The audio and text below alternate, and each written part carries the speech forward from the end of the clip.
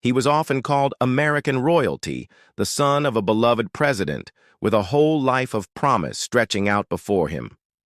But on a hazy summer night, John F. Kennedy Jr., wife Carolyn, and her sister Lauren boarded a plane for a family wedding and simply vanished from the sky.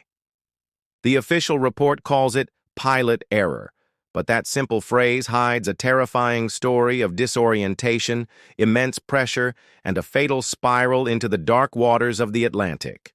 So, what really happened on JFK Jr.'s final tragic flight? To understand the final hours of John F. Kennedy Jr., you first have to understand the man himself and the incredible weight he carried. Born just 2 weeks after his father was elected president, he grew up under the constant, harsh glare of the public eye. The world knew him as John, the little boy who famously saluted his father's casket, a moment of heartbreaking innocence that forever seared him into the nation's memory. He was, for all intents and purposes, America's crown prince. But that title came with suffocating expectations. He spent his life navigating the legacy of his father's Camelot and the long, dark shadow of his family's many tragedies. This so-called Kennedy curse was a story he could never escape, a constant ghost lurking behind every success and private struggle. By the summer of 1999, those struggles were piling up. His political magazine, George, was reportedly facing financial trouble, which was a huge source of professional stress. His marriage to Carolyn Bessette, a former fashion publicist, was also reportedly under strain as they dealt with the pressures of her adjusting to such a public life. And on top of it all, he was physically compromised. Just weeks before, he had fractured his ankle in a paragliding accident and was on crutches until the day before the flight. It was against this backdrop of personal, professional, and physical pressure that the events of July 16, 1999, started to unfold. The plan for Friday, July 16th, seemed simple enough. John, a passionate pilot, would fly his wife Carolyn and her sister Lauren from an airport in New Jersey to Martha's Vineyard. They would drop Lauren off before flying on to Hyannisport for his cousin Rory Kennedy's wedding. Now, this next detail is critical. The flight was originally planned for daylight hours. Kennedy was certified to fly under Visual Flight Rules, or VFR. That meant he was legally required to navigate by sight, using the horizon and landmarks on the ground to stay oriented. He wasn't yet instrument-rated, which is the certification that allows a pilot to fly in low-visibility conditions by relying completely on the plane's instruments. But the day started to fall apart. The flight, which was supposed to leave around 6 p.m., got seriously delayed. Lauren was held up at her job, and then New York City's infamous rush-hour traffic slowed their trip to the airport even more. By the time their Piper Saratoga, a high-performance plane Kennedy had bought just 3 months earlier, was cleared for takeoff, it was 8:38 p.m. The sun had already set. They were now flying into the night, a flight that would be far more difficult than they could have known.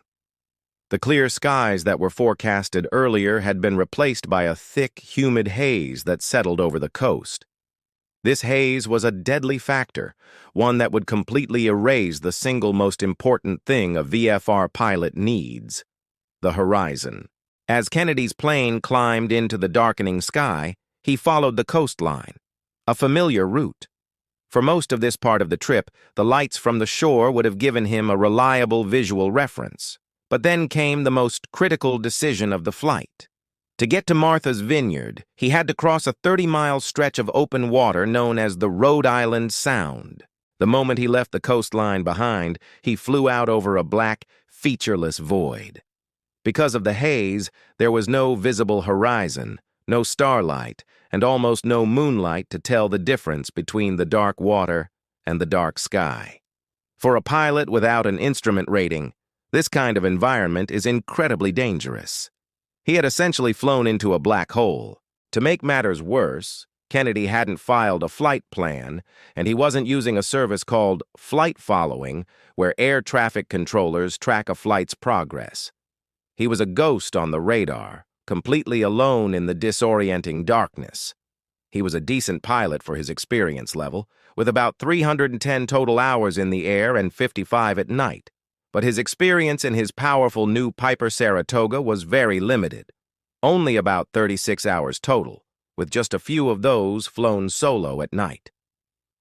One of his instructors later said Kennedy was fine flying at night, but only as long as there was a clear, visible horizon. On this night, there wasn't one. At 9:38 p.m., radar data shows the plane starting a normal descent toward Martha's Vineyard. But then things went terribly wrong. Without any visual cues, Kennedy almost certainly fell victim to a deadly phenomenon known as spatial disorientation. This happens when a pilot's brain gets conflicting signals from their eyes, their inner ear, and their body's sense of motion. Without a horizon, the body's senses become totally unreliable and can create powerful illusions. A pilot might feel like they're flying straight and level when the plane is actually in a slow, unnoticed bank. The radar track tells a terrifying story of a pilot who has lost control. The plane made a series of bizarre turns and changed altitude, first climbing and then dropping at an incredible speed. This is the classic sign of a pilot fighting a battle against his own senses. He likely experienced what's known as the leans, an illusion that makes you feel like you're banking in the opposite direction. If a pilot tries to fix this feeling by turning back toward what feels level, they can accidentally make the bank even steeper. This can lead to a condition pilots call the graveyard spiral. The plane gets locked into a tight, descending turn. The pilot, completely disoriented, might pull back on the controls, thinking they're pulling the nose up. But that action only tightens the spiral, making the plane dive even faster. In its final moments, Kennedy's Piper Saratoga was plummeting toward the ocean at a rate of over 4,700 feet per minute. At 9:41 p.m., the plane vanished from radar. When the plane never arrived at Martha's Vineyard, it was reported missing. A massive search and rescue operation began, capturing the world's attention as the Coast Guard and Navy scoured the waters. For 5 agonizing days, the nation held its breath. On July 21st, the wreckage was found on the ocean floor, with the bodies of John, Carolyn, and Lauren recovered from the debris. The National Transportation Safety Board, NTSB, launched a thorough investigation. They recovered most of the aircraft and found no evidence of any mechanical failure, fire, or malfunction before impact. The engine was working when the plane hit the water. When the NTSB published its report, its conclusion was crystal clear. The probable cause of the crash was the pilot's failure to maintain control of the airplane during a descent over water at night, which was a result of spatial disorientation. The report specifically cited the haze and dark night as major contributing factors. Any conspiracy theories were quickly put to rest by the hard evidence. This wasn't a mystery, but a tragic and well-understood type of aviation accident. So why did it really happen? The NTSB's finding of pilot error is the technical cause, but the full story is about a perfect storm, a fatal combination of circumstances that led to tragedy. First, you had the pilot. While John F. Kennedy Jr. was legally certified for the flight, he was flying at the absolute edge of his training and experience. He wasn't instrument rated and had very little solo time flying his new, complex plane at night. A dangerous mindset known as get-there-itis, the pressure to reach a destination no matter what, likely played a role. Second, there was the pressure. He was running late for a family wedding, a stressor for anyone. Add to that the reported strains in his personal and professional life and the physical discomfort from his healing ankle. Each of these things, small on its own, can stack up to cloud a pilot's judgment. And finally, there were the conditions. The choice to fly into the night, across a black sea, and into a hazy, featureless sky was the last link in the chain. Other pilots reported how bad the visibility was that night, and at least one even canceled a similar flight because of the poor weather. Kennedy pressed on, likely underestimating just how dangerous the sensory deprivation he was about to fly into would be. The death of John F. Kennedy Jr. wasn't because of a family curse or some dark conspiracy. It was a human tragedy, born from a chain of flawed decisions, mounting pressures, and unforgiving conditions.